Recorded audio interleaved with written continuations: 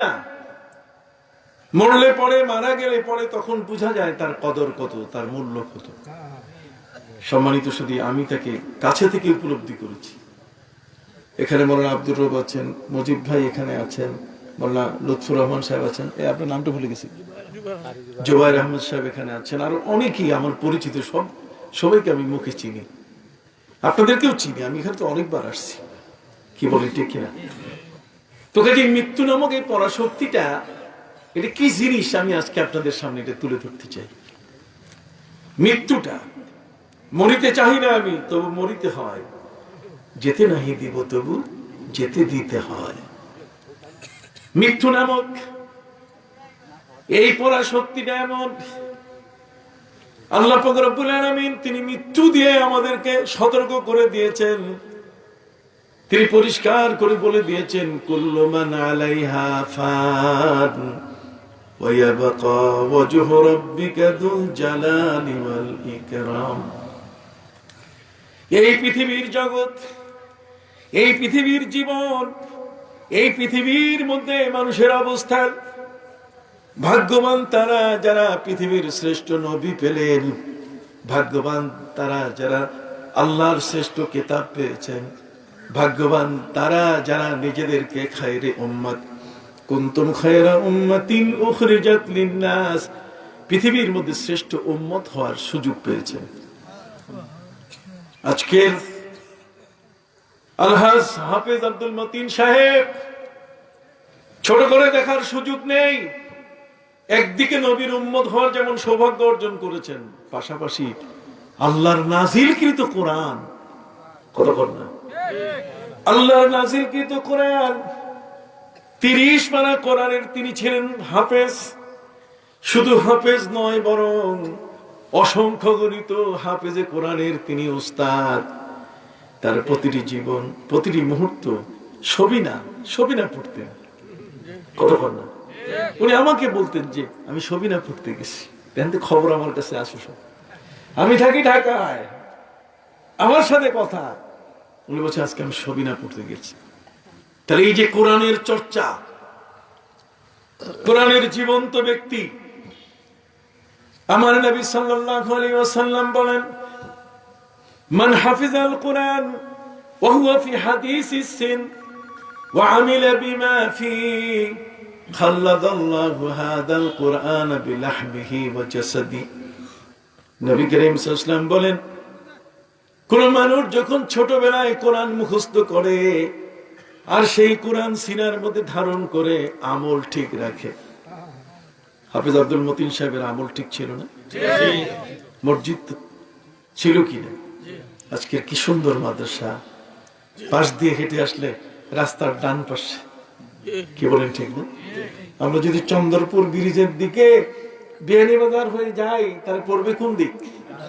ডান দিকে, বাম দিকে না, ডান দিক। কতক্ষণ আমার চেয়ে বেশি জানেন? কতক্ষণ সম্মানিত শুধু সেই ডান দিকে কি সুন্দর করে সাজানো ওই মাঠটার মধ্যে, সেখানেও বসে আমি মাহফিল করেছি। তার পাশে লম্বা ঘর, কি বলেন ঠিক না?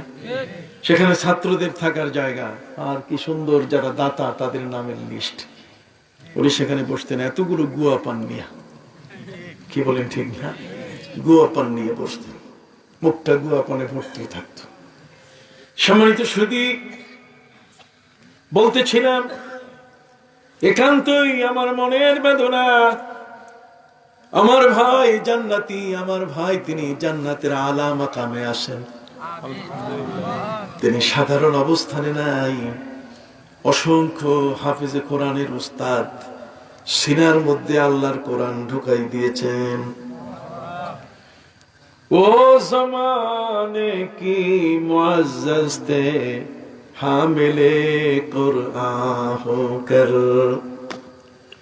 ও জমানে কি মুআজ্জাজ তে হামিলে কুরআন হোকর, और हम जलील खार हो गए तारिके कुरआन होकर।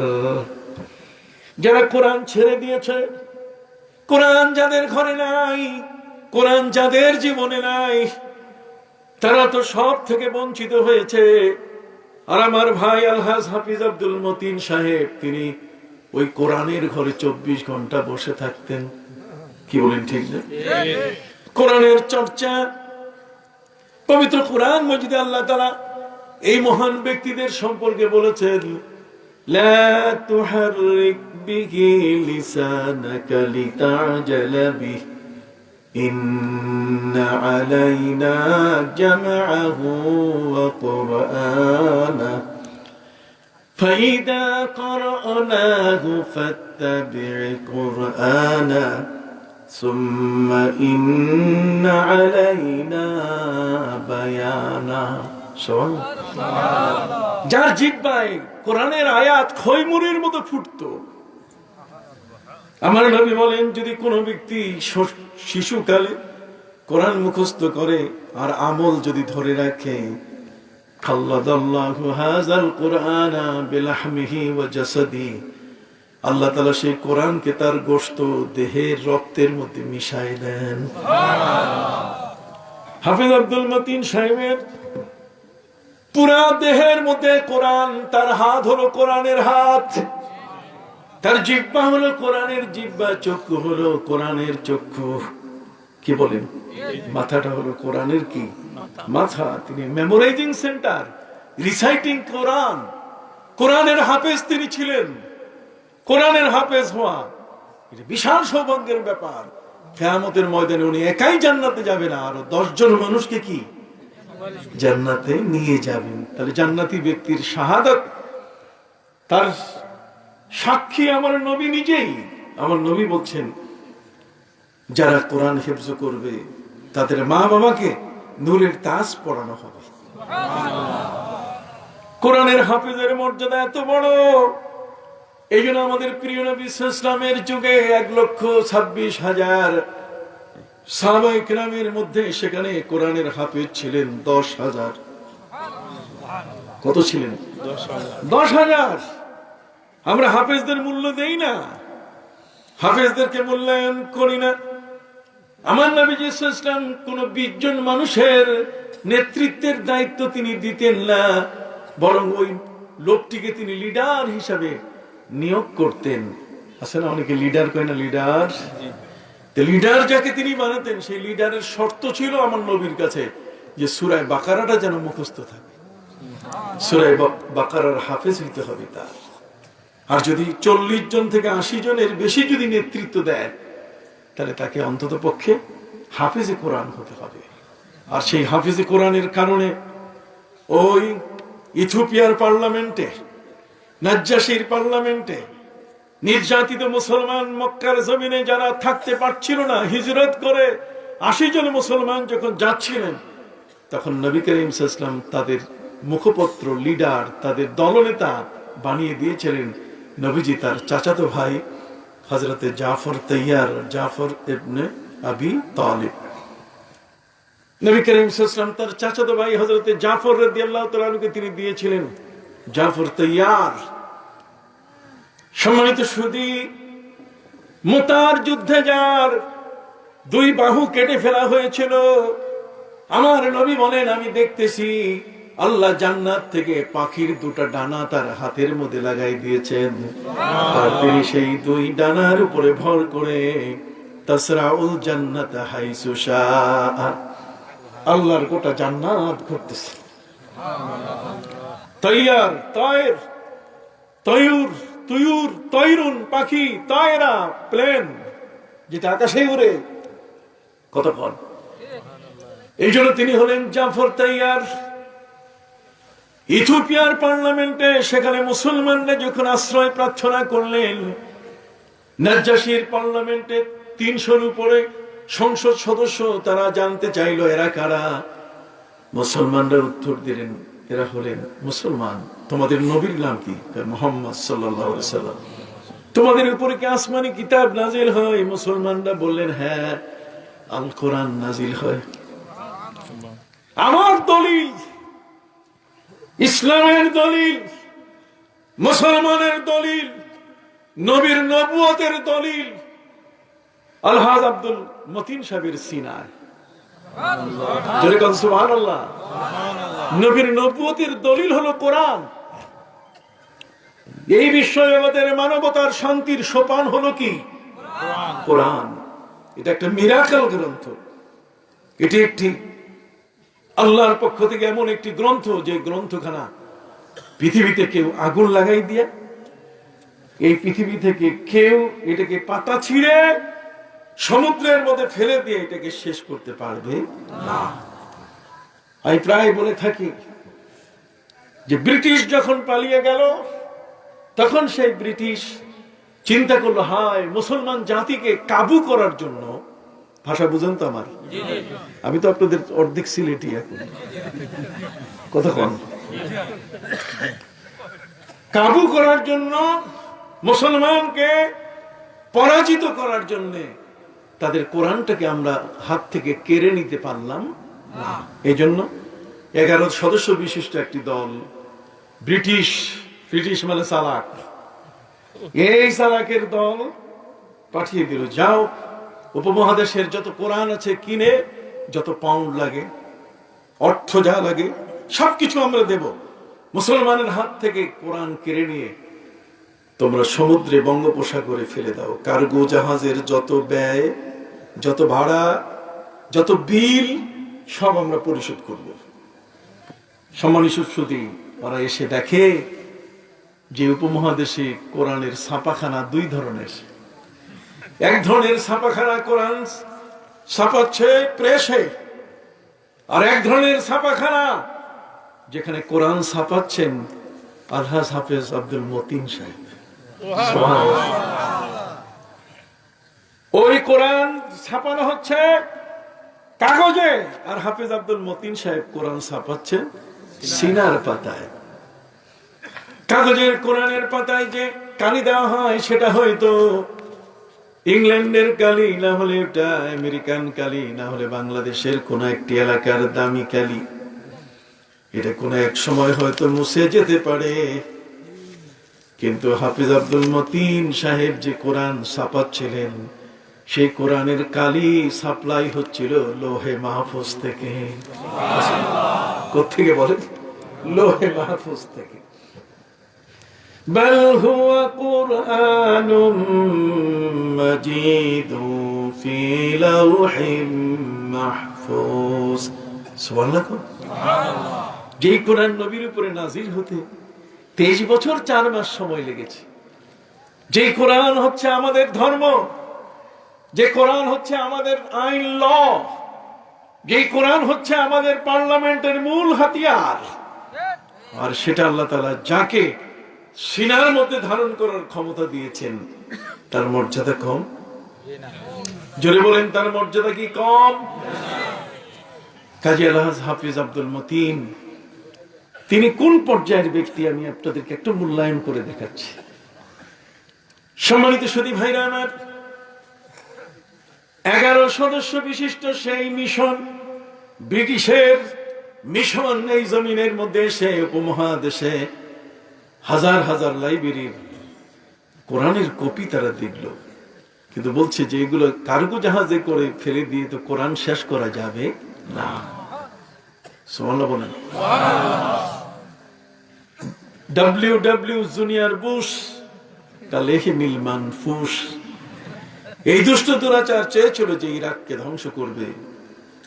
24,000 বাইবেল পন্থীদের বাইবেল হাতে দিয়া ইরাকের মানুষের হাত থেকে কোরআনকে বিদায় করতে চেয়েছে, পারে নাই।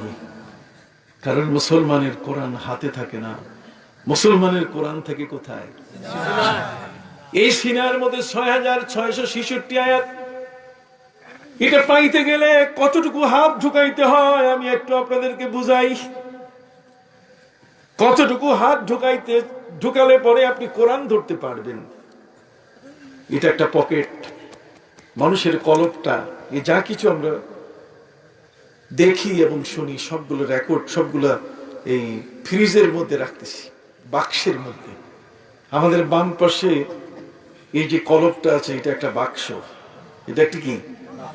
এই বাক্সটা কত ইঞ্চি বাই কত ইঞ্চি, কত কল?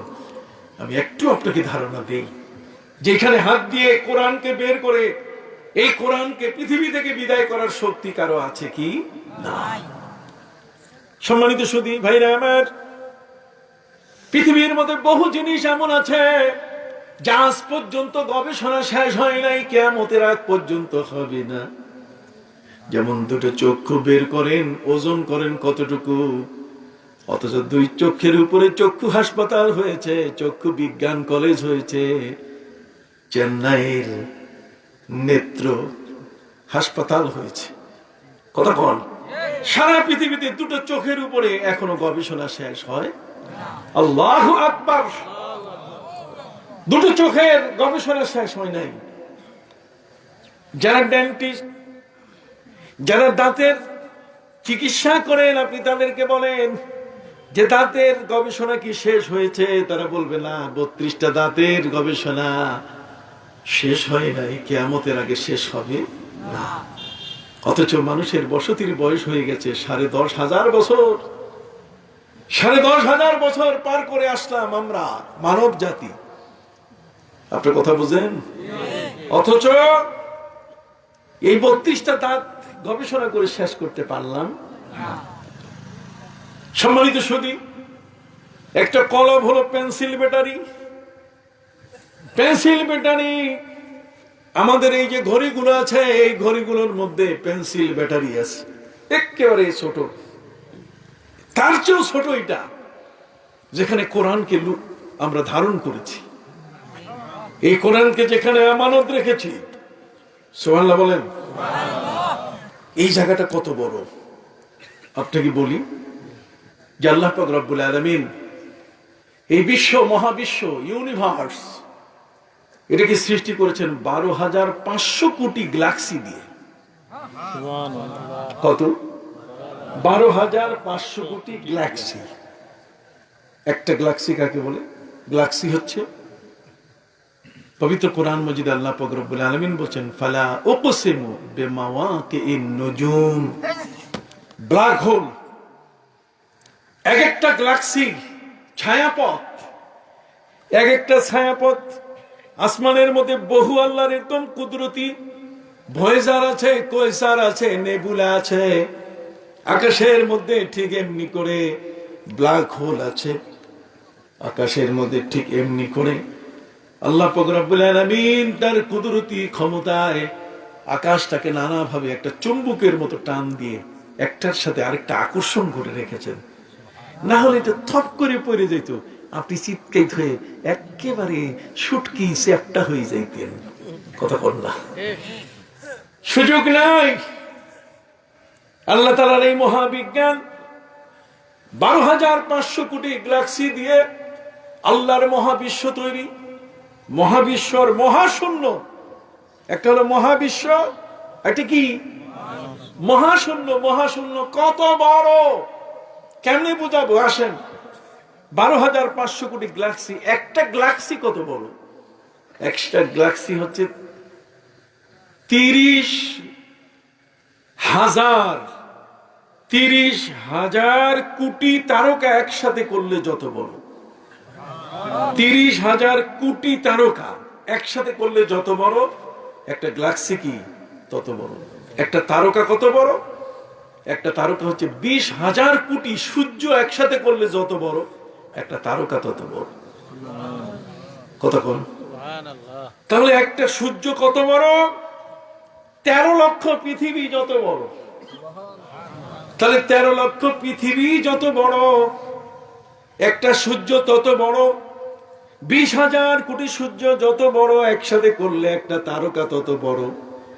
30,000 কোটি তারকা একসাথে করলে যত বড়, একটা গ্যালাক্সি তত বড়। এই ধরনের 12,500 কোটি গ্যালাক্সি দিয়ে আল্লাহ মহাবিশ্ব তৈরি করছে। এই মহাবিশ্ব এবং মহাশূন্য বলতে যা কিছু আছে তার সবগুলো, এই যে বাম পাশে যে পকেটটা আছে, এটা এত গেগাবাই জিবি জিবি জিবি মানে গেগাবাই।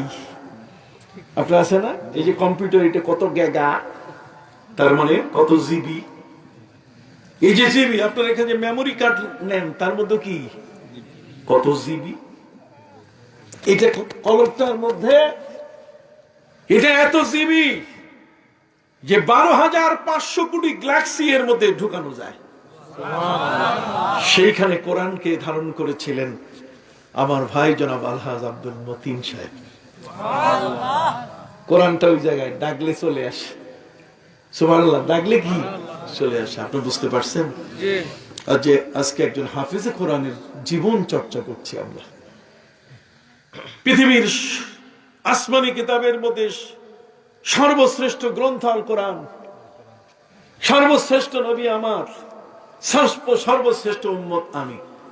জনাব আলহাজ হাফিজ আব্দুল মতিন সাহেব কোনটাতে তিনি কম ছিলেন? কথা বলেন, কোনটাতে তিনি কম ছিলেন? একজন কোরআনে হাফেজ, হরদম যার মুখ থেকে মণিমুক্তার মতো, হীরার মতো টপ টপ করে কোরআনের আয়াতগুলো ঝরতো, যার উপরে সাকিনা নাজিল হতো। কি নাজিল হতো? সাকিনা নাজিল হতো। সেই আলহাজ হাফেজ আব্দুল মতিন সাহেব, আমি মনে করি, আমি বিশ্বাস করি, আমার দিল একিন করে, আমার দিল গাওয়া দেয়, সাক্ষ্য দেয় যে তিনি জান্নাতি হয়ে গেছেন। আল্লাহ তাআলা তাকে জান্নাতের বিশাল মর্যাদা দিয়ে ধন্য করেছেন। কারণ যার জীবনের অন্য কোনো কাজ ছিল না। কথা বলেন না? দুনিয়ার যত মানুষ আছে পরীক্ষা দিতে গিয়ে নকল করে, দুনিয়ার যত মানুষ আছে সার্টিফিকেট, জালিয়াতি সার্টিফিকেট পয়সা দিয়ে কেনা যায়, পাওয়া যায়, কিন্তু কোনদিন নকল করে হাফেজ হওয়া যায় না। নকল করে কোনদিন হাফেজ হওয়ার সুযোগ নাই।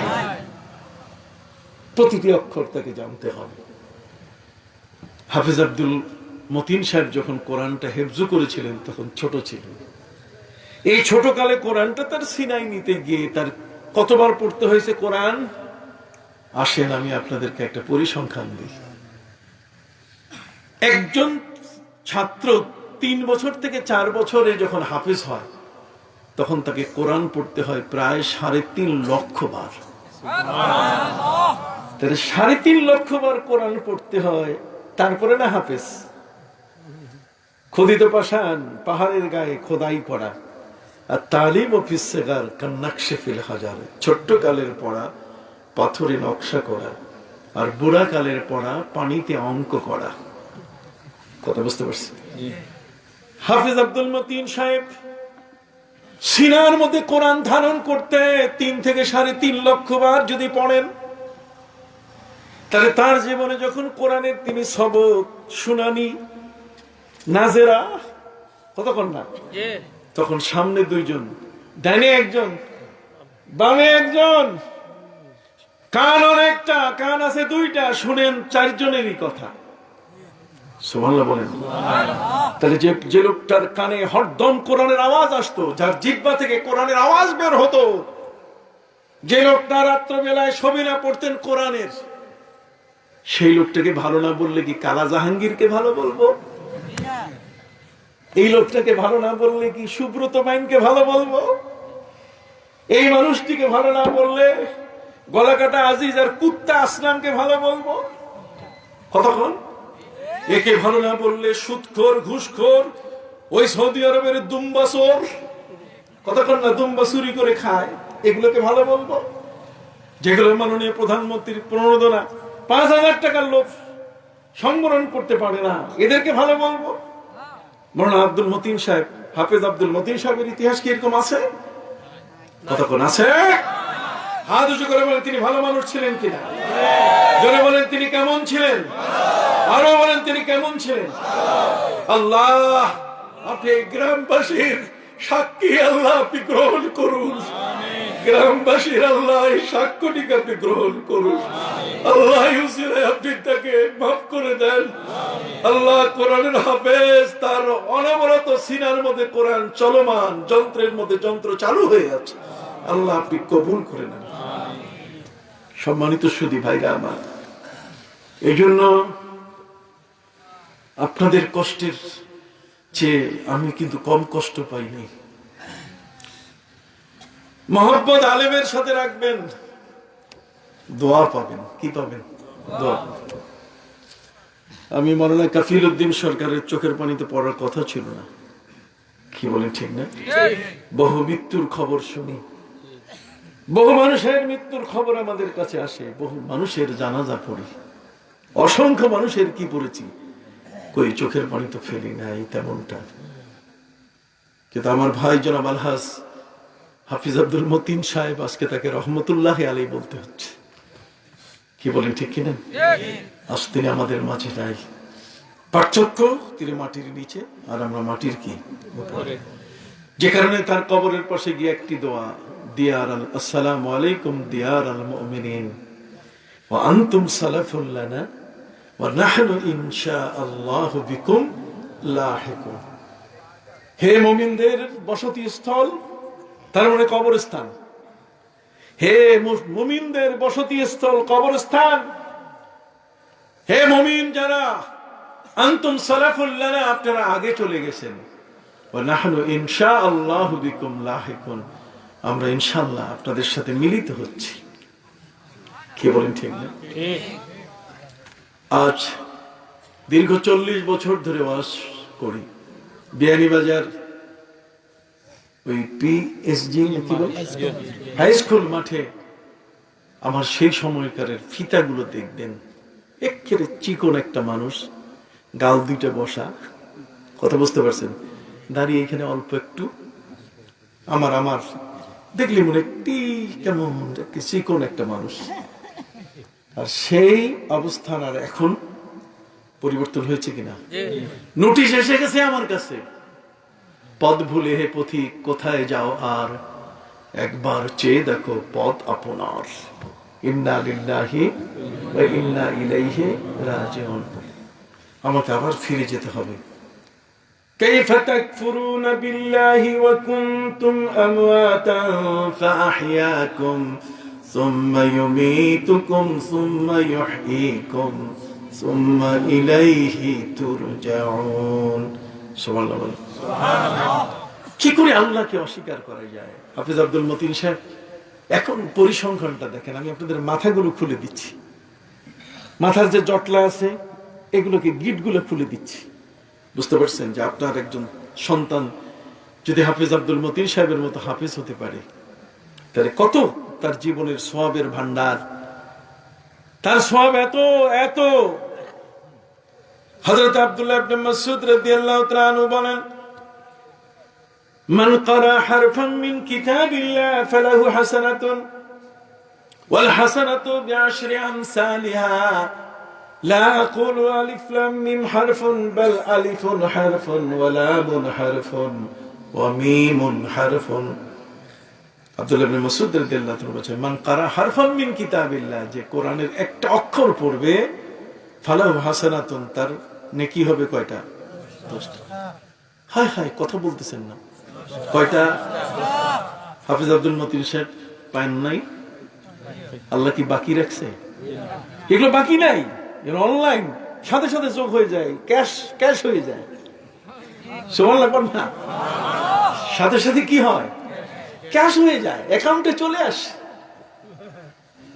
মান ক্বারা হারফাম মিন কিতাবিল্লাহি ফালাহু হাসানাতুন, যদি কেউ কোরআনের একটা বর্ণ পড়ে তাহলে 1000 নয় 10টার কথা আল্লাহ বললেন, কিন্তু 6666 আয়াত কতবার যে তিনি তার জীবনে পড়ছেন, সওয়াবের স্তূপ হয়ে গেছে, একেবারে আকাশ আরশ পর্যন্ত সওয়াবের স্তূপ হয়ে গেছে। জীবনটা এমনই দরকার, এমনই দরকার। আমার জীবনে বড় একটা আশা যে আমি হাফেজ হব। আমার জীবনে কি হব? হাফেজ হওয়ার খুব আশা, এত বেশি আশা যে কারো উপরে আমার ছেলে হাফেজ হবে কিনা, অন্য কেউ হবে কিনা এটা না, আমি নিজে হব। এখন তো বয়স এমন হয়ে গেছে যে এই যে হেফজখানে যে ভর্তি হইয়া তারপরে যে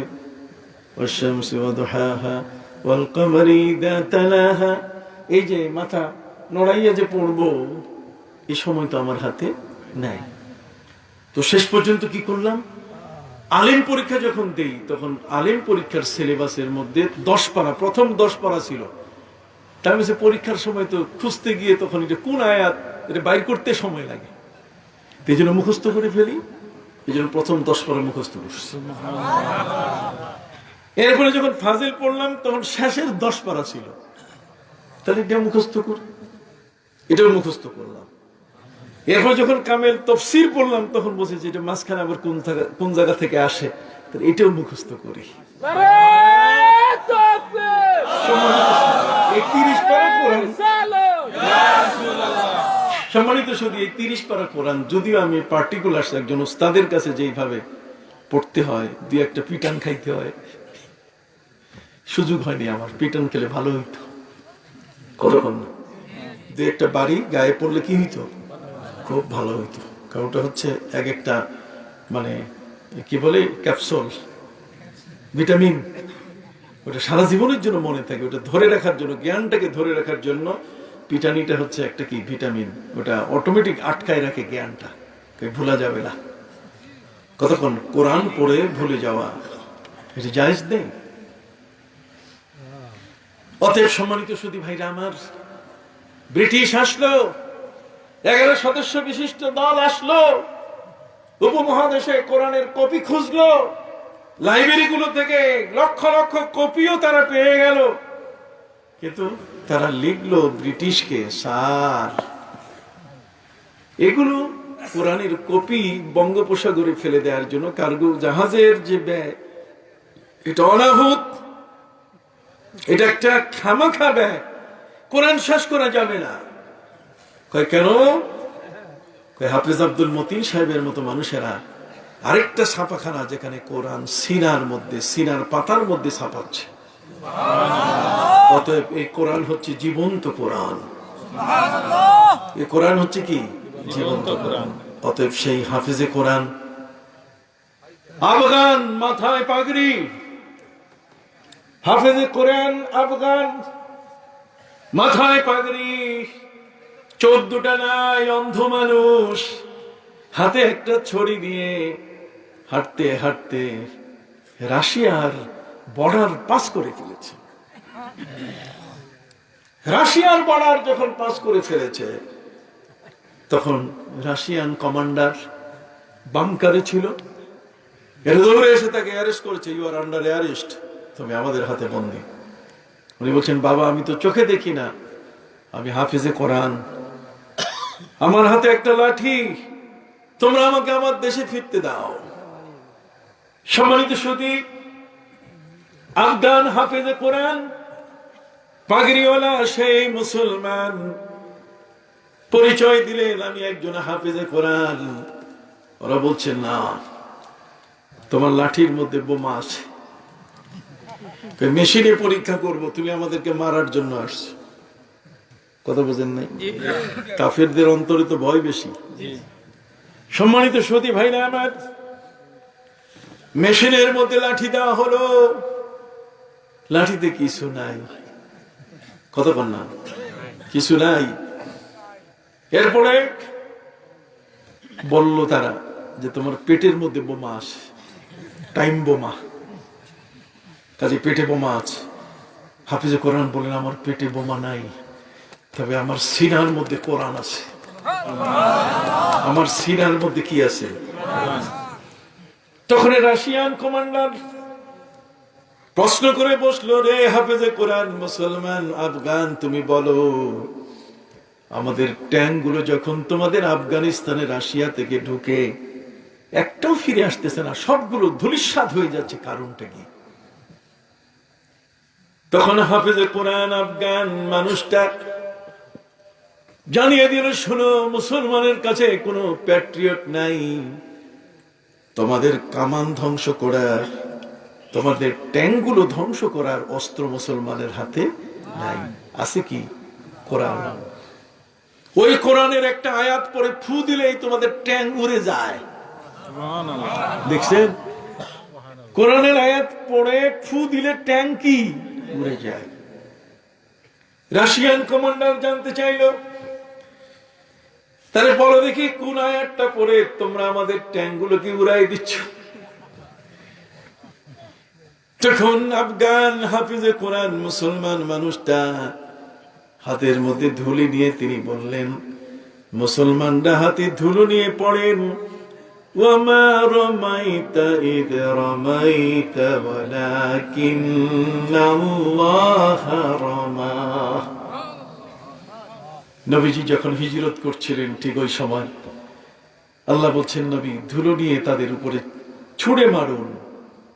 কথা বুঝে গেছে, অন্ধ হয়ে যাবে, পথ খোলা হয়ে যাবে। অতএব আমরা এটা পড়ে যখন তোমাদের ট্যাঙ্গুলোর উপরে ছুঁড়ে মারি তখন এইগুলো ব্লাস্ট হয়ে যায়, এগুলো ধূলিসাৎ হয়ে যায়, এগুলোতে আগুন লেগে যায়। এমন শক্তিশালী কোরআন তোমার কাছে আছে? কাহা আছে?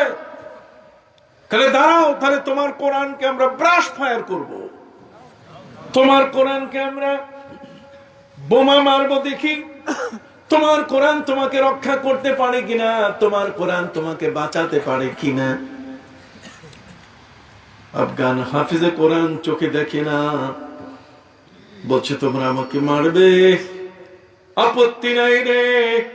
হযরতে খুবাইব রাদিয়াল্লাহু তাআলা আনহু তিনি মৃত্যুর আগে বলেছিলেন, লাস্তু উবালি হিনা উকতালু মুসলিমান, লাস্তু উবালি হিনা উকতালু মুসলিমান আলা আইয়ি জামবিন কানা ফিল্লাহি মাসরাই وذلك في ذات الإله إن يشاء يبارك على كل شلب ممزع। অতএব আমি ইমানদার হওয়ার কারণে তোমরা আমাকে মেরে ফেলবে, আমার কোনো ভয় নাই। তবে তোমরা কি দেখতেছো না, হযরতে খুবাইব রাদিয়াল্লাহু তাআলাকে যখন মক্কার কাফেররা মারে তখন উনি বলছেন 2 রাকাত নামাজ পড়ার সুযোগ দাও। আর ওই মুহূর্তে তার হাতের মধ্যে অলৌকিক ভাবে খেজুর এসে গেল। ওই খেজুরগুলো তিনি খাচ্ছিলেন, তিনি বললেন, তোমরা তো আমাকে কোনো খেজুর বিতরণ করো নাই। কতক্ষণ? কুল্লামা দাখালা আলাইহা যাকারিয়াল মিহরাব ওয়াজাদা ইনদাহা রিজকা قال يا مريم أنى لك هذا قالت هو من عند الله। সুবহানাল্লাহ বলেন। হযরতে মরিয়ম যখন ওই বাইতুল মুকাদ্দাসের ছোট্ট প্রকোষ্ঠে মেহরাবের মধ্যে লালিত হচ্ছিলেন, হযরতে জাকারিয়া তার লালনের দায়িত্বে তিনি খাবার নিয়ে যান, গিয়ে দেখে তার খাবার প্রয়োজন হয় না, ঘরের মধ্যে ওই মৌসুমে যে ফল পাওয়া যায় না সেই ফল ভর্তি। তিনি জিজ্ঞেস করলেন, ইয়া মারিয়াম আন্না লাকি হাযা, মরিয়ম এটা কোত্থেকে পাইলা? উনি বললেন, হুয়া হুয়া মিন ইনদিল্লাহ, এটা আল্লাহর পক্ষ থেকে আমার কাছে আসছে। সুবহানাল্লাহ। হযরতে খুবাইব রাদিয়াল্লাহু তাআলার হাতে কি খেজুর খাচ্ছেন, তোমরা তো দাও নাই, কিন্তু আসতেছে কোত্থেকে? এখন কি আক্কল ফিরে না? এখন কি জ্ঞানটা তোমাদের ফিরে না? মগজটা কি এখনো খুলে না? তবে যেহেতু তোমরা আমাকে মারবে, ভয় নাই রে। ওয়াযালিকা ফি যাতিল ইলাহি ইয়াশা ইউবারিকু আলা কুল্লি শিলবিন মুমাজ্জাই। আমার প্রতিটি অঙ্গ কেটে কেটে যদি তোমরা টুকরা করো, প্রতিটি অঙ্গের মধ্যে আমার আল্লাহ ইচ্ছে করলে বরকত দিয়ে তিনি আমার উপরে তার বর্ষণ, বরকতের বর্ষণ দিয়ে তিনি আমাকে ধন্য করতে পারেন, ক্ষমতাকার আল্লাহ। অতএব হযরতে খুবাইব রাদিয়াল্লাহু তাআলা 2 রাকাত নামাজ পড়েছিলেন মৃত্যুর আগে। হযরতে খুবাইবের সুন্নাত, এটা সুন্নাত খুবাইব। ওই আফগান পাগড়িওয়ালা মুসলমান হাফিজে কোরআন বলছে, আমাকে 2 রাকাত নামাজ পড়ার সুযোগ দাও, আমি তো চোখে দেখি না। এরপরে ব্রাশ ফায়ার করবে, তোমরা কোরআনের উপরে বোমা মারবে। 2 রাকাত নামাজ তড়িঘড়ি শেষ করেন। আফগান হাফিজে কোরআন হাত উঁচু করে বললেন, আই এম রেডি, আমি এখন প্রস্তুত। তোমাদের সুযোগ আছে, এখন আমাকে ব্রাশ ফায়ার করো। এভাবে 1 ঘন্টা নয়, 2 ঘন্টা নয়, 3 থেকে 4 ঘন্টা শেষ। কোনো ব্রাশ ফায়ার নাই, কোনো বোমা মারা কিচ্ছু নাই। আফগান হাফিজে কোরআন হাত নামালেন, ডাক দিলেন, কই তোমরা রাশিয়ান কমান্ডার, কই তোমরা রাশিয়ান সৈন্যরা, আমি তো প্রস্তুত, কই তোমাদের গুলি, কই তোমাদের বারুদ, কই তোমাদের বোমা, কই তোমাদের ব্রাশ? কথা বল না। ওরা ইতোমধ্যে দৌড়ে চলে এসছে। আসার পরে বলছে, না, তোমাকে মারার ক্ষমতা আমাদের নাই। কেন? তুমি যখন হাত উঁচু করেছ, যখন তোমার সিনার মধ্যে কোরআনকে তাক করে আমরা ব্রাশ ফায়ার করব, ঠিক ওখান থেকে এক বিশাল আগুন এমন ভাবে বের হয়ে আসলো, ওই আগুন আমাদেরকে ধাওয়া করতে করতে কয়েক মাইল দূরে নিয়ে ফালাই দিছে। আগুনের ভয়ে আমরা পালাই দিছি। কোরআন, হাফিজে কোরআনের সিনায় এমন এক কোরআন আছে, সুবহানাল্লাহ বলেন, যেটা হাফিজ আব্দুল মতিন সাহেবের সিনায় ছিল। ভাগ্যবান মানুষ, আমরা একজন ভাগ্যবান মানুষকে নিয়ে আজকে কথা বলছি। অনেক সওয়াবের কথা, কোরআনের কথা, কোরআন যার সিনায়, জীবন্ত কোরআন, তাকে নিয়ে আমরা কি বলছি? কথা বলছি। যে ঘরে কোরআন নাই, ওহু বাইতুন খারাপ, সেটা একটা খারাপ ঘর। আর যে ঘরে কোরআন আছে, সে ঘর হচ্ছে জান্নাতীদের ঘর। অতএব আজকে তিনি আমাদের মাঝে নাই। কি বলেন, ঠিক কিনা? আমার ভাই হাফিজ আব্দুল মতিন চিকিৎসা করে তাকে ডাক্তারের কাছে নেওয়া হবে, সেই সুযোগটাও পাওয়া যায় নাই। বুকে ব্যথা উঠেছে, নিতে নিতেই কি শেষ। কথা কি বুঝতে পারছেন? আল্লাহ তাআলা কিছু মানুষ এমন আছে যাদের মৃত্যুর সময় কষ্ট দেন না। কতক্ষণ না আমাদের কষ্ট হয়, কিন্তু তার যেন কষ্ট না হয়। এমন জীবন তুমি করিবে গঠন, একা তুমি হেসে যাবে, কাঁদিবে ভুবন। এমন জীবন তুমি করে যাবে গঠন, একা তুমি হেসে যাবে, কাঁদিবে ভুবন। কি বলেন, ঠিক কিনা? আজ আমরা সে মানুষটির অভাব, এই মানুষটির আমরা অভাব মনে করছি। তবে এই পৃথিবীতে আমার নবীও তো নাই। ওমা মুহাম্মাদুন ইল্লা রাসূল قد خلت من قبله الرسل أفإن مات أو قتل انقلبتم على أعقابكم ومن ينقلب على عقبيه فلن يضر الله شيئا। কথা বুঝতে পারছেন? কাজেই পৃথিবী এটা হচ্ছে জায়ে মউত, এটা হচ্ছে মউতের জায়গা। এই পৃথিবীটা এমন, এখানে আনন্দ উল্লাসের জায়গা নয়। ऐशो अशरत के लिए ये दुनिया नहीं, ऐशो अशरत के लिए ये दुनिया नहीं, याद रख तू बंदा है मेहमान नहीं, याद रख तू बंदा है मेहमान नहीं। এখানে শুধু সার্কাস দেখবা, গান শুনবা, আর জি বাংলা, আর এগুলো দেখে দেখে উল্লাস করবা, শয়তানি করবা।